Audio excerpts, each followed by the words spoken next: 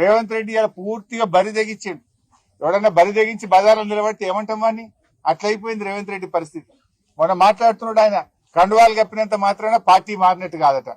కండువాలు మరి ఎందుకు కప్పినాడు? కండువాలు కప్పితే పార్టీ మారలేదని మాట్లాడితే ఇంతకంటే బరి తెగింపు మాటలు ఉంటాయా? అంటే రేవంత్ రెడ్డి ఇవాళ నువ్వు ఏం మాట్లాడుతున్నావు? వాళ్ళే మేము పార్టీ మారినాము, కండువా కప్పుకున్నామని వాళ్ళ ట్విట్టర్ లో వాళ్ళే పెట్టి, మీ పిసిసి అధ్యక్షుడే 10 మంది కాంగ్రెస్ పార్టీలో చేర్చుకున్నా అని మహేష్ కుమార్ గౌడే చెప్పబట్టే, గాంధీ భవన్ లో మీటింగ్ జరిగితే మీ ఇన్ఛార్జ్ నేతృత్వంలో పార్టీ మారిన ఎమ్మెల్యేలు గాంధీ భవన్ లో వచ్చి మీటింగ్ లో పాల్గొండ్రి. పార్టీ మారిన ఎమ్మెల్యేలు Congress legislature party meeting CLP meeting కు కూడా వాళ్ళు హాజరయ్యి, నువ్వు వాళ్ళని తీసుకుపోయి ఢిల్లీలో ఏఐసిసి కార్యాలయంలో రాహుల్ గాంధీకి కూడా కల్పిస్తవి.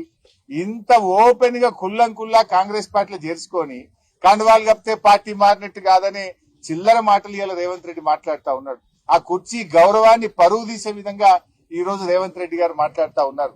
ఇవాళ రాష్ట్ర ప్రజలకు అన్ని తెలుసు కదా. ఆ ఎమ్మెల్యేలే ఏం చెప్పిండ్రు? మేము అభివృద్ధి కోసం పార్టీ మారినాము, డెవలప్మెంట్ వర్క్ల కోసం పార్టీ మారినామని వాళ్ళ నియోజకవర్గాల్లో కార్యకర్తల మీటింగ్ లో ఓపెన్ గా వాళ్ళే చెప్తా ఉంటే ఇంకా ఈ బరి తీయింపేంది, ఇంకా ఈ చిల్లర చేష్టలేంది? ఇలా ప్రజలు అన్ని గమనిస్తా ఉన్నారు. సరైన సమయంలో మీకు తగిన బుద్ధి చెప్తారు.